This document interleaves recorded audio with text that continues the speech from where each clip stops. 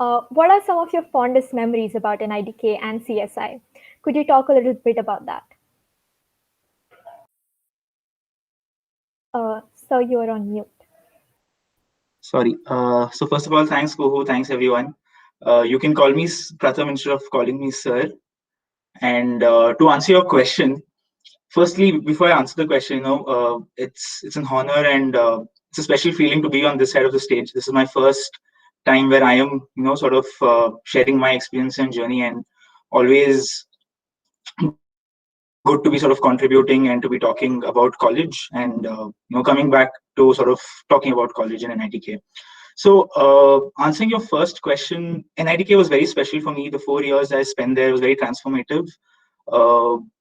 I don't, yeah.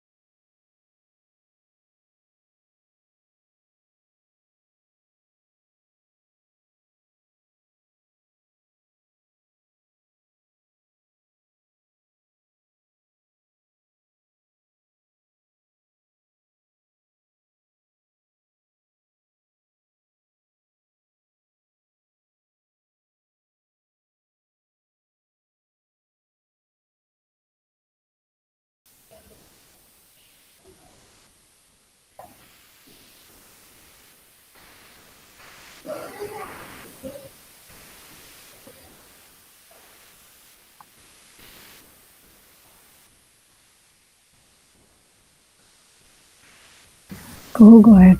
Yeah, you can hear me, right? Okay. Good evening and a warm welcome to ACM and ITK Alumni Talks. I am Kuhu, a second year student at ACM and ITK. ACM is the world's largest educational and scientific computing society, delivering resources that advance computing as a science and a profession. At ACM and ITK, we plan and organize a wide range of events, including technical workshops, guest lectures, online events, and various other competitions at NITK throughout the year. We are happy to have.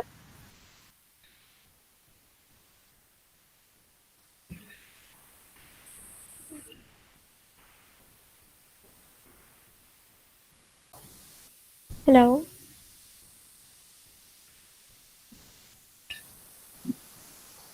You still can't hear me.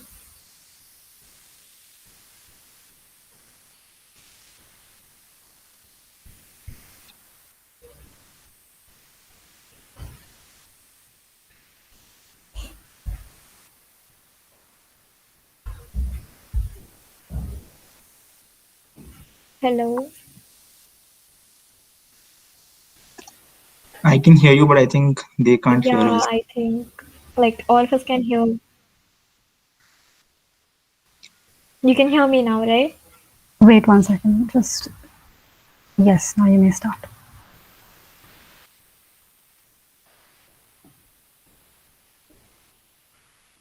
Go ahead. Okay, there's audio and video, right? Cool. Good evening and a warm welcome to ACM and ITK Alumni Talks. I am Kuhu, a second year student at NITK and an ACM member. ACM is the world's largest educational and scientific computing society, delivering resources that advance computing as a science and a profession. At ACM and ITK, we plan and organize a wide range of events that include technical workshops, guest lectures, online events, and various other competitions throughout the year. We are happy to have all of you here with us today. Our first speaker is Pratham Pramod, an alumnus not only of NITK but also of IIM Calcutta. Pratham is the best example of someone skilled and gifted in business and tech. He currently works at BCG, one of the most prestigious consulting firms in the world. Welcome, sir. We are really excited to have you here with us. You're a huge inspiration to all of us here at NITK. We'd like to start off with a few questions about your time at NITK. What were some of your fondest memories about NITK and CSI? Could you talk a little about that? Thanks, Kuhu. Thanks, everyone. Firstly, just wanted to state that it's a special feeling and a very pleasant feeling to be on this side and sharing my experiences and thoughts about my journey, especially at NITK. To answer your first question about my fondest experiences at NITK, if I look back at my journey, I can't really pinpoint anything very specific. These very smaller things that we used to do, like going to the beach, just playing sports. I think those are things that we remember more than something very specific. But if I can talk about one particular incident, it would be launching Uber in Mangalore. And while I was launching Uber in Mangalore, there was a specific launch event that we conducted at NITK, Uber Challenge. I think that was something very special for me. And it was good to sort of involve NITK into the whole event as well. So I think it would be that. And specifically, if I talk about CSI or ACM, it would be hosting apprenticeship, which was, I think, a flagship event that we had back then. Participating in it as well as hosting it was very special. Yes, Apprentice is a lot of fun to host as well as participate in. We also want to know about Winkle. You founded that in college. How was your experience starting up something? Any tips to any aspiring entrepreneurs in college? So, again, like for me, engineering happened by default. I never really wanted to be an engineer, but like how it is in most households, sort of that engineer or the IIT dream is sort of enforced upon you. Something similar happened to me as well. And then it's when I joined NITK is when I started exploring different fields and specifically business. I interned at Uber at the end of my first year, and that sort of drove me towards the field of startups. Starting Winkle was a lot of fun. It was very different and challenging at the same time. I would, what I would want to say to people is that do not spend a lot of time ideating or thinking about the idea in your rooms, but rather go out there and actually start implementing it, because that's where the actual learning, or that's where actually the refinement of the idea happens. Most ideas would seem good when you sort of talk about it, or when you sort of just make these PPTs or business plans, but out there it's very different. And I think the most learning happens out there. And if you have an idea, and if you want to start off for the right reasons, that is, unless, at least back then, it was sometimes also like a fad to start up, and sort of like a trend. But if you really want to start up, I think there is no harm. It can only do good to you. So go out there, try different ideas, and I think that should help.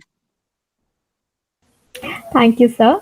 So as you said, engineering just happened. So did you always know that MBA would be your next step, or was it inspired by any event in college? So as I said, I sort of first started off with my internship at Uber, and then I sort of got inclined to startups. Before Winkle, there was another startup called Waiver, and NITK Connect I was a part of. So slowly and steadily, sort of, my experiences with these startups and Uber sort of really cemented my liking for the field of business. And I sort of felt that, I'm more suited there than towards engineering. I was in mechanical. I sort of just managed to, get past those 4 years. Never really was passionate about engineering. So it definitely was like a logical next step for me, MBA. I just didn't know when I would do it. But yeah, so I worked for a year after that, after engineering, and then it was a logical next step. Yes, sir. So how was your experience with CAT? It's considered to be highly competitive and nerve-wracking. So how did you prepare for it? How was your experience doing that? So back in my final year, I gave it a very serious shot. I prepared for like 2-3 months. Also joined the time classes back at NITK. But that year, that back in 2016 when I tried CAT for the first time, I did not do as well. I got like a 98.2, and that wasn't good enough to get into the Holy Trinity, ABC. So after that, I gave CAT again in 2017. And I think, what really sort of worked for me was when I wrote CAT for the second time, I already had an admit from ISB. And therefore, I was in a better off situation, didn't have a lot of pressure on the day of the exam. And it was sort of that nothing to lose sort of a feeling that I had. I think there isn't a lot of difference between, say, a 98 percentile and a 99 percentile. I think it's just a matter of a few questions. And therefore, what is very important is how cool and how, uh, how much less pressure you can take on the day of the exam. I think that's really important, and that sort of really helped me crack that for the second time. Yeah. Thank you, sir. So our next question is you got into IIMC in the second try that you gave. So how was your experience at IIM Calcutta? What do you think are some of the most important learnings that you received from your MBA that are helping you get a in your industry? Uh, so I think the biggest takeaway from IIMC was you sort of are pushed into a very different environment. The biggest difference between IIMC and NITK is that there's a lot more competitive at an MBA or a postgrad college. Yeah. The focus on networking or people skills or people management is a lot more. But, and I think the biggest takeaway also happens to be, your network at the end of the day when you do an MBA. So there were a lot of learnings for me during my journey at IIMC. Uh, One was, of course, a realization that as much as you can have a lot of academic achievements in your kitty, but I think what really matters at the end of the day is your personal relationship and the kind of network that you build. And what I've also seen from people around me is that uh, almost everyone is equally smart. I think what really sort of sets you apart is the intent that you have, the how hardworking you can be, and also how much you can sort of develop that people skills and take it forward from there. For me, another special thing uh, that sort of came out of my IIM Calcutta journey was I met a lot of special people. One special person, a very important person I met, was Shivangi Chauhan. So also, it was very special and a very important phase in my life, and a lot of important takeaways and special takeaways from there. So that's really nice. Uh, so you said that like you worked for a year before, like joining IMC. Like, so was that year like really important? Like, did you work, and how much is like taking a year off and working before your master's degree like affect you when you are in college or in a job that you get later? So it sort of brings about professionalism in you. I think working for a year sort of makes you more serious and sort of helps you understand what a company actually sort of means and how it works, and that sort of helps you take better decisions when you're sitting for placements at, say, a postgrad college. So I think that is one thing for sure. It sort of also helped me better understand different professions, consulting specifically.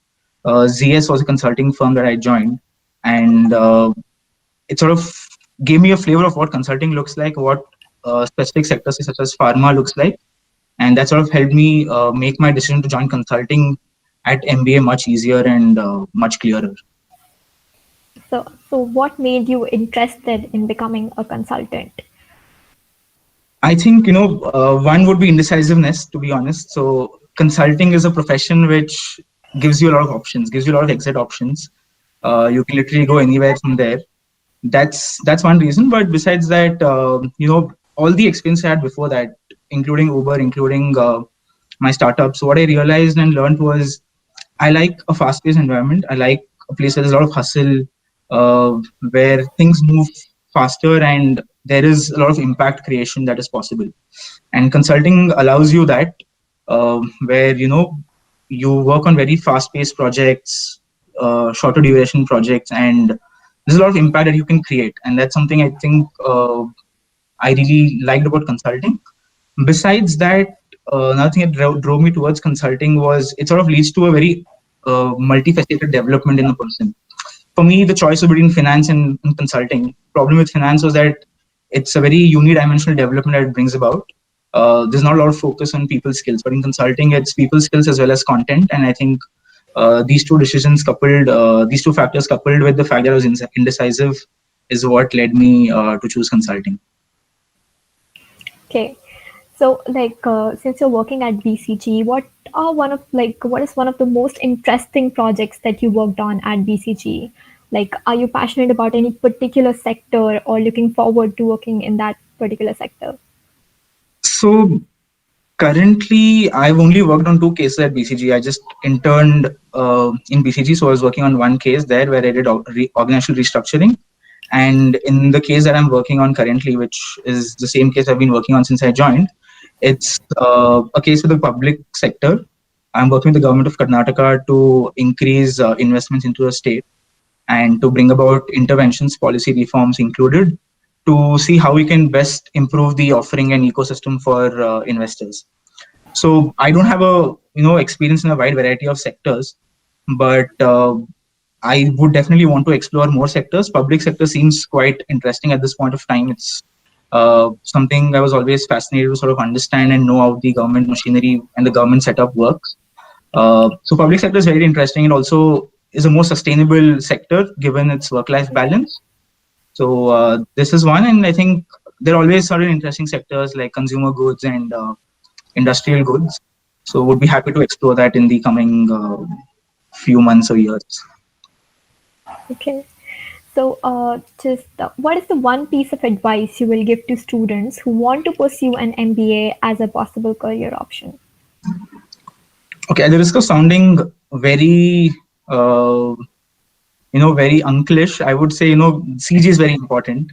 The profile is very important. As much as I think, in case you're not interested in engineering, but what really helped me was having a good grade point, because that helps you get into a good college, and having a good college on your CV is important to get into a consulting firm. So CG is one thing, and I would suggest just try to involve yourself in various activities, try to sort of differentiate yourself from the rest.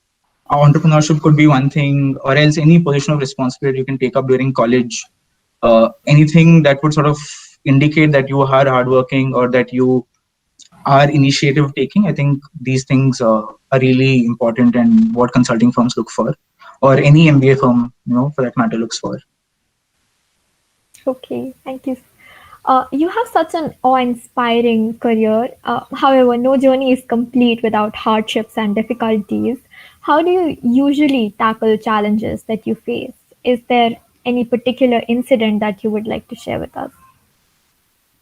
So, no particular incident, but I think one thing is definitely, I think the ecosystem that you have around you, your friends, family, they play a very important role in sort of supporting you through these challenges. But usually, what I find difficult to sort of focus, and if there's a long-term goal, for example, cracking CAT is something that you sort of start prepping for, say, 6 months beforehand.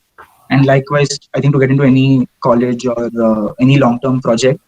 So what I do is when these challenges sort of seem insurmountable, I try to break it down into smaller goals, maybe a 15-day or a 30-day plan, and then sort of try to solve for that short-term plan or short-term goal. And when you sort of have these short-term plans and short-term goals sorted out, the long-term goal eventually falls in place. So I think, and that's also sets helps me motivate towards a longer goal by having some sort of a smaller reward at the end of these short-term goals. Yes, these are like really great pieces of advice. Thank you for sharing your experiences with us and answering our questions, which I'm sure would have helped a lot of our audience. Now Thanks. we have some questions, a Q&A session from the questions that we have from our audiences. Sure. So the first question is, can you tell us one life incident which stuck with you and guided you along with your journey? Life incident that stuck with me and guided me through my journey. Uh, that's quite difficult to answer, in such a short space of time. You think about it more. But I think,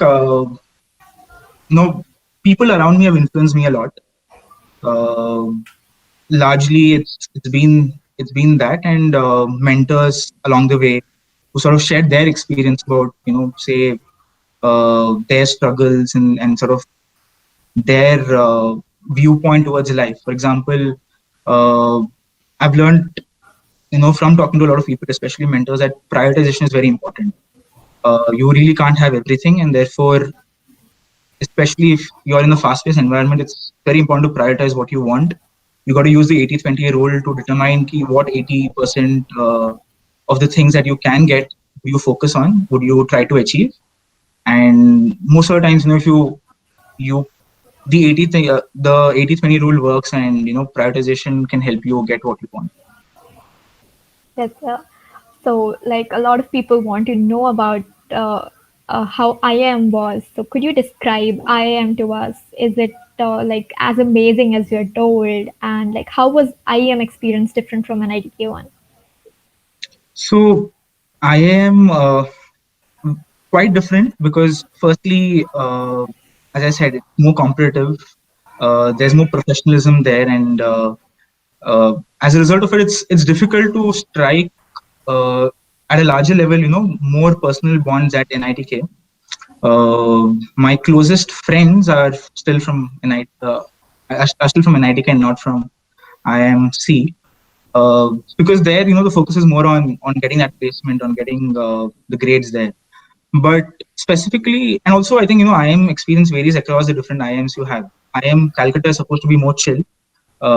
So there is a lot of emphasis on that, and therefore you have a more wholesome experience at IMC. It's not just about studies; it's also about doing a foreign trip that you get to do. Unfortunately, people this year cannot, but usually there's a step program where you get to go for 3 months outside if you're among the top 150 in the college. So in that case, you sort of get the experience of going abroad and sort of experiencing how it is to learn there. That's one thing. I think it could be more intimidating. Initially, it's sort of seemed to be more intimidating to me, but I think another learning or takeaway was that, as an NIT, and when I sort of first went to IMC and saw a lot of IITians there, it was a little intimidating, but I realized that that really is not the case. So that's another learning as well. And I think you get to interact with a lot of smart people. The professors are a lot smarter and a lot more, you could say, cooler, and a lot more really interested in sort of sharing their wisdom with you. So I think these are slight differences that would be there between, say, an MBA college and an undergrad college. Okay, that sounds really interesting. We have a question from Zafina. Looking back to when you were in college, are you exactly where you wished to be back then, or has it changed? So I if I look back, yeah, say maybe 5 years before, I think I did want to be in a consulting firm, and preferably say in either of McKinsey, BCG, or Bain.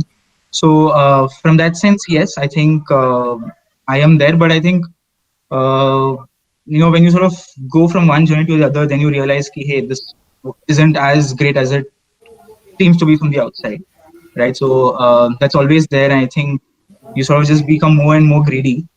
But I think, yeah, more or less, this was the plan, and glad to sort of be at BCG now. That is really awesome. Thank you, sir, for your valuable inputs and for taking your time out to join us today. On to Deepta now, who will continue with our next speaker, who is Nidhi Sridhar. Thank you. Thank you, Thank you, sir. everybody. Thank you so Thank much. you.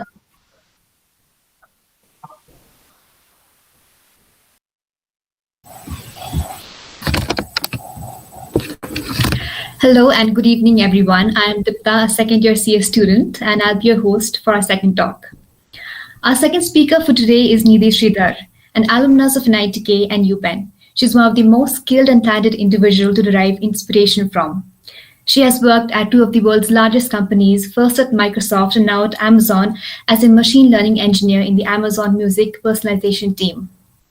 Hello, Nidhi. Welcome to ACM and ITK's Alumni Talk. We are really excited to have you here. Hi, can you guys hear me? I'm really excited to be here too. It's like I think Pratham said, it's very special to come back and talk to you guys, and a little bit awkward because I still feel like I'm the final year person and that I was in NITK, but yeah, fun. Your journey is one that inspires many of us here at NITK, and we'd like to start off with your experience here. So, what is this one thing that NITK helped you a lot with? My experience at NITK was great. I think it's the best anyone could have asked for. And I think you guys, I don't know how you're doing virtually. I'm so sorry that you're going through this, but I think it was the best experience of my life. And the main thing the two things that NITK helped me with in life, and I would say the brand and the exposure that we got in NITK because of the connections we have to our peers and like our alumni and our seniors and stuff, like how you're talking to me today, and the fact that we could be able to do that and reach out to anybody who's from NITK. I have reached out to people when I was in grad school on LinkedIn and said, hey, I'm from NITK. I know you work at Pinterest. Can you get me that interview? That's one thing that I think, like the fact that we know a lot, and the fact that as second years we know that, okay, in this summer I can apply for the SRF fellowship, or I can apply for an industrial internship, or like I know how my life is going to be. As second year, you have club recruitments, which is very similar to your internship recruitments in ways. Like if you're applying for Sanghanitra and ACM, you still have to give a coding test where they will test you on like basic coding, And that's something that happens like throughout your life. Like even now I have to switch job. I do have to give a coding test or a coding interview. And so all of that is something that I realized not many people have got. And I think that's really important. And the fact that you can do pretty much anything, pursue any hobby, there's a club for everything, or you can start your own and you'll find a group of people to do it. And everybody's at the same location, having the same struggles, I think. Yes, I agree. We are surrounded by really great people here at NITK. Yeah. Next question is, what is one of your fondest memories of ACM? I have too many, but the fun part was all my friends were in ACM, so it was like this big party, and that was really nice. And first memory was when I first got recruited in ACM. They've changed the starting culture or whatever, like the initiation process, which has been changed because of like beach regulations. But we were asked to like get dressed and come because we were supposed to meet our faculty advisor, and our seniors show up in like shorts and they're taking us to the beach, and we were dunked into the beach like thrown by them because that was our initiation process. They made us do like the silly ritual where they asked us to like close our eyes, and then they lifted this one person and threw them into the water, and that was really fun. And I think I really miss our freshers and farewells. I think especially our farewells, it was really emotional, and like the effort that we put in while giving farewells, as well as the ones that we received. I still have like my farewell gift, and I like look at it and I feel so good about it, and it's really nice. I enjoyed that part of my college. I hope you guys have a good time once you can get back. Are you getting back anytime soon? I don't think so, not for this semester, but hopefully the coming semester. Let's see. Okay. The initiation ceremony though has changed since then. So if you haven't done it, I'm not going to reveal what the new thing is. Okay. What made you interested in pursuing masters right after college? Did research as a path fascinate you? If you get to relive that decision, would you choose the same path or a different path? Two things. So in my second year summer, I interned at IIT Ropar, where I worked with Professor Sudarshan Iyengar, and he worked in this really interesting field of social network analysis, or mostly like computational social science. And there I worked on this project as to see why users stick to like one social media that's popular, why the network is just like there, and how it's difficult to like migrate from one social media to another. And he also did like interesting projects saying why caste-based reservation is still required in India, or like how can you determine by the emotional sequence of like the sequence of emotions you feel in a movie versus whether the movie is successful or not. And for me, that was a like perspective change in a way that, research can be interesting, like it doesn't have to be like, let's improve the performance of this chip, or like, let's improve the accuracy of this machine learning model. So that I really enjoyed that experience. And it was in IIT Ropar, which is like this small village in Punjab where there's like practically nothing, but the mess food was heavenly because it was in Punjab. But so I basically did a lot of like studying and reading research papers, and I enjoyed that process. And then in my third year, I interned in Samsung, because I was clueless. I wanted to give both a try. And I interned at Samsung, and I am from Bangalore, so I was commuting like 3 hours a day, and I was going to work and not really liking it as much.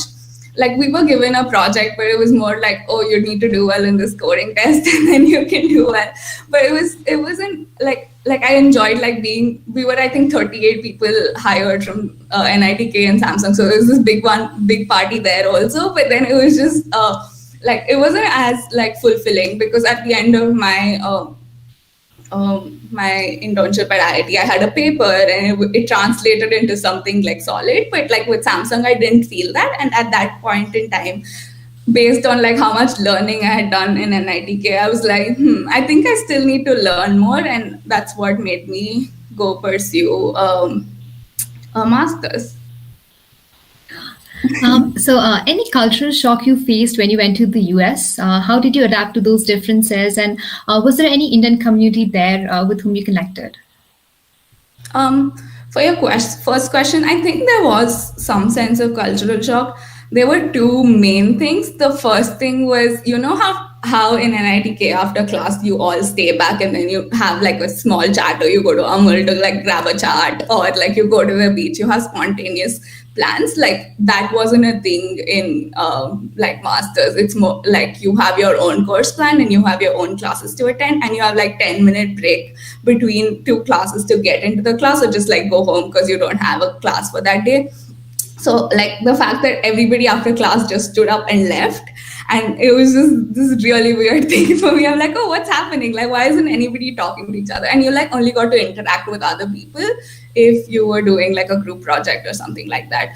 And that was like the first cultural shock. And the second cultural shock was specific to Philadelphia, I would say. But we were not like Philly, where UPenn is a slightly sketchy area. I would say it's not that safe. And like I know my friends in grad school who've been held at gunpoint and like been mugged and things like that. So that was like very scary. And it was the first time that boys and girls were equally scared to step out at night. So yeah, but I live in Seattle now. And it's much better and safer. It was just Philly, is what I realized. But those were my two big cultural shocks. That's interesting. How was the experience at UPenn? What was something that was unexpected and took you by surprise? My experience at UPenn was good. It was different from what I'd expected. I had expected I would say a smaller class size, because I picked UPenn because I knew that they had a smaller class size, but most classes were big, and undergrads usually take their master's class, like continue doing their master's with their undergrad. So they take master's classes, which is why the class size was a little surprising. I did take a few courses which had a smaller class size, and I really liked that because I like personally got to interact with the professor and stuff like that. Another thing that was different there was you could talk to the professor, and he was like my friend, and like if I'm chilling outside his cabin like working, he would come and talk to us, or he'd be like, oh, there's free food, please go and grab it. Like, it was that sort of level of closeness was not something you experience at NIT. I mean, you could try, but it was just still like, okay, I don't want to talk to you in a way, but here you do want to talk to your professors, and they're really nice. Like, they talk to you about your personal problems and things like that, which was nice. And another different thing was, I had something in mind which I forgot, but let me recall. You can take your time. Sorry.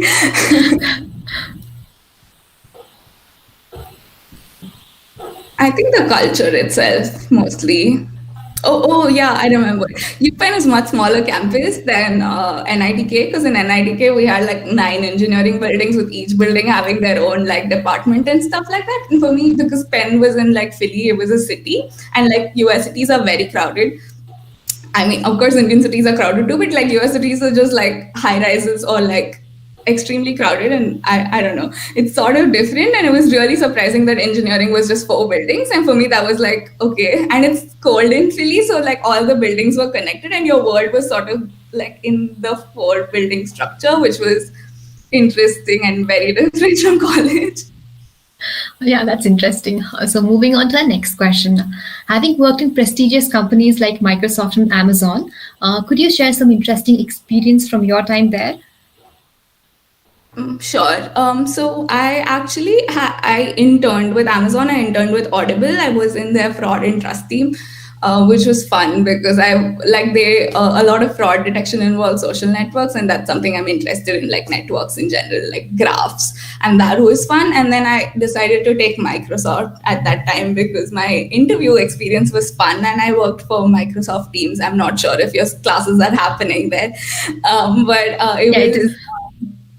it was totally not what I wanted to do, but it was a great company to work at. But I did and then I got this offer from Amazon, and I decided to move because I wanted to do ML and be closer. And I currently like my team a lot.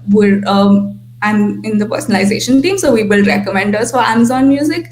So if you have complaints, let me know. We'll try to improve it. But yeah, so that was fun. And I think like working at big companies, the only difference is the culture. Like culture can be very varied, and like some things can be slow paced and some things can be fast paced. And I think that's different and interesting, and it's fun to experience both.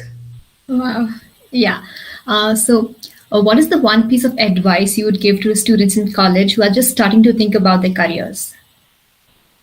I would say explore a lot. Like Pratham said, go do different things and like see what you're interested in. And the fact that college provides you with that platform, and the peers who will help you do it. Like you can just like once you're in third year, you can just send out a message and you'll have like enthusiastic first and second years who will reply to you and like help you do what you want to do. And that's like extremely easy. That network is super easy in college, and like the fact that you can do it, you should do it. And I think you should explore a lot. Like I feel like if you don't explore a lot now, you'll be very confused later.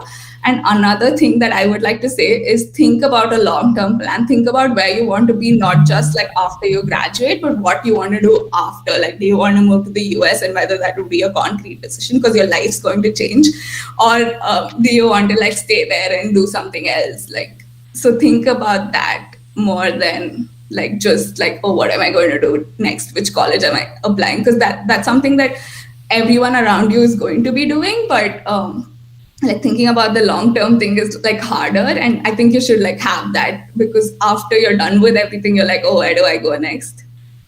Yeah. And you have an awe-inspiring portfolio with work experience and internships in prestigious companies and a master's degree in Ivy League University. What hardships did you face during your journey, and what kept you moving forward?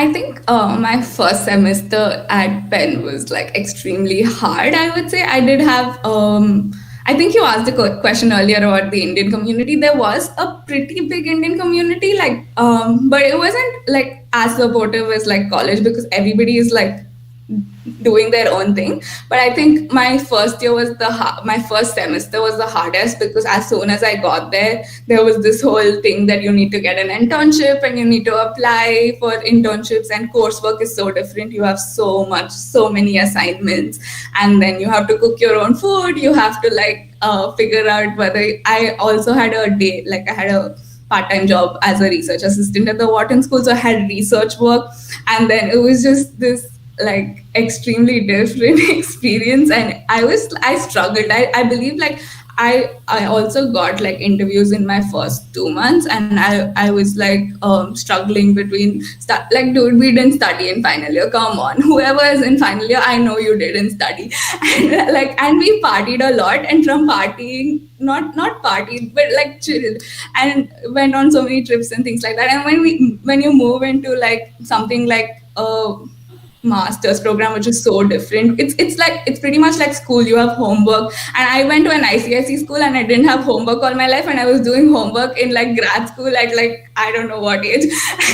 It was just like, oh, what is happening? So that was very different, and like managing that was hard. Like I believe like when I was interviewing, I was like falling behind in my mid-sem, and my professor had said that if you're in the top 10%, come meet me. And I was in the top 10%, not top 10, bottom 10%, come meet me. And I was in that position, and I was like, this has never been me. Like I've never been in the bottom 10, and that was like, what the hell is happening? So I think that was very like different and scary.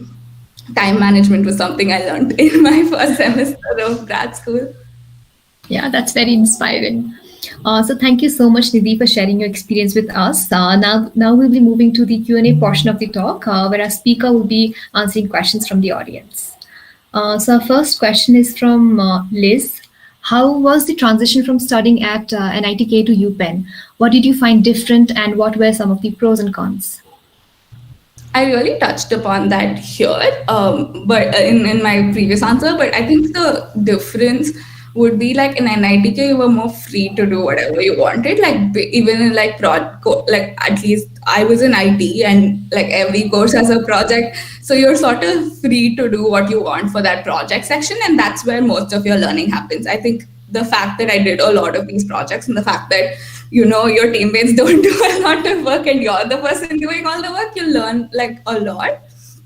And so that I think was something that's different in Penn, or grad school here in general, because they have an extremely fixed plan of like action, that they know that they're going to teach and cover this. Their classes will be marked. Their planning is great. It's super organized, and you know what you're going to be learning next class, and if you want, you can read that before you go. And like the course structure almost remains the same from semester to semester, and they add like new things. Like they adjust the structure based on like the new things that have happened last year, and that's something that's different. You're not prepared for like organized studying, which is something that happens a lot in the US in general. I think people are more organized. They know what the plan is, and talk, even at work, I think everybody has structured emails that they write, or structured documents for everything. And that's something that we didn't do as NITK.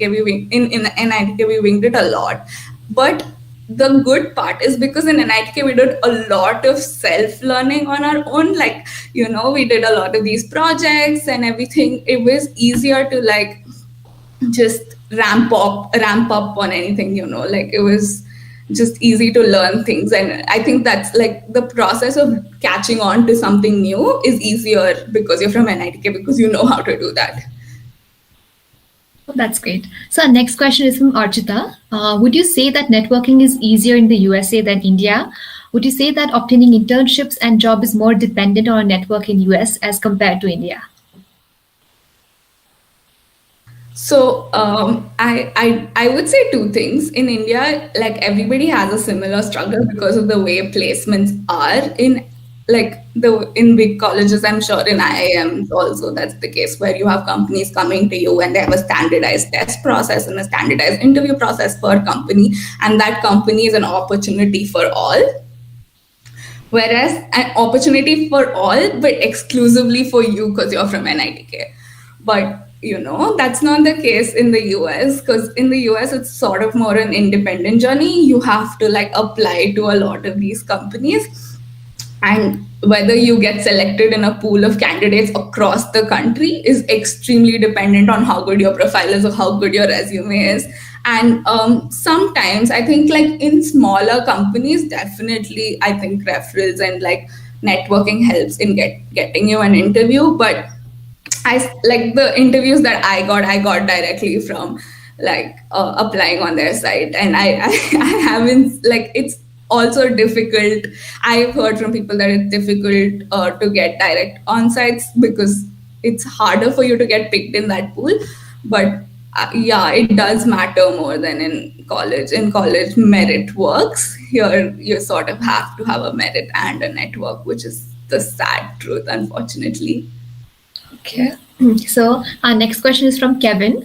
How easy, hard it was getting financial aid for postgrad? How did you do that? It wasn't easy. UPenn is an extremely expensive school, and that's something I did not consider while applying, because I was like, oh, it's a good school. I looked at the top 20 and I was like, okay, I'm going to apply to a bunch of these based on which has the best social networking lab, And I didn't and almost 7 out of 8 schools that I applied to were expensive. And I think that's something you should definitely consider. In my case, my parents supported me as well, as very grateful. And as well as I got a student loan, and which was a pretty big amount.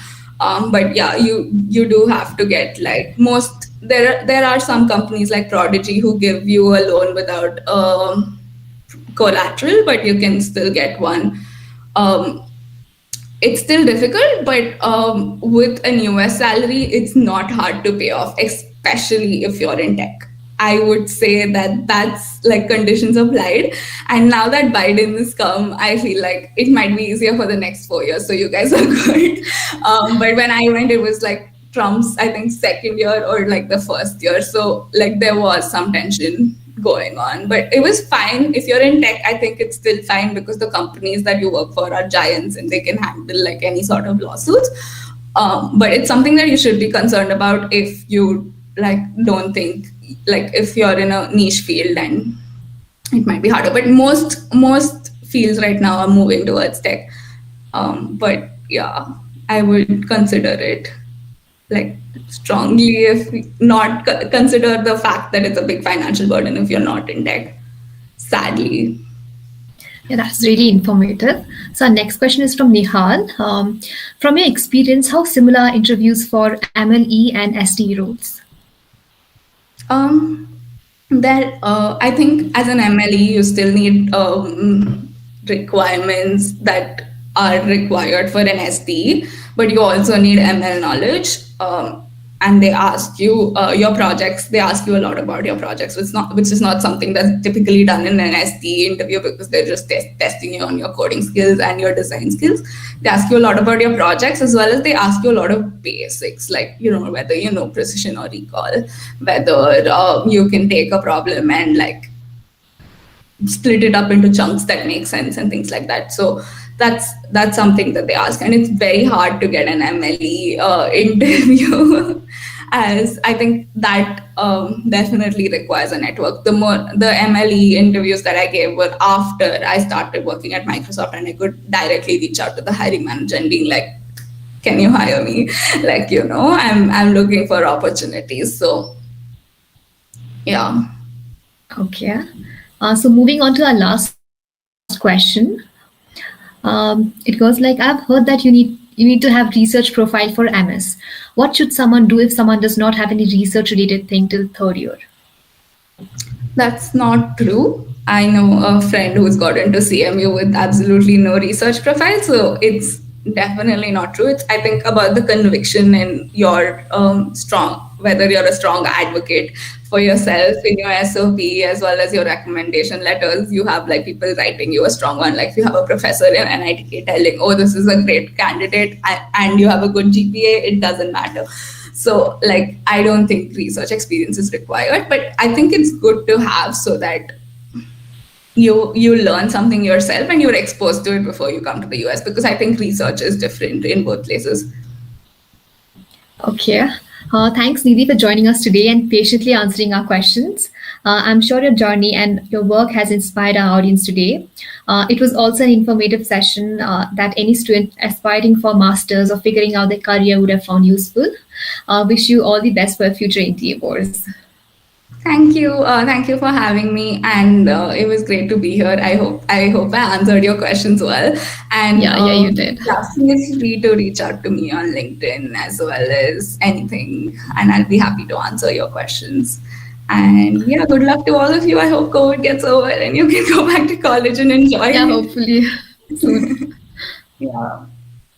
Thank you. Thank you.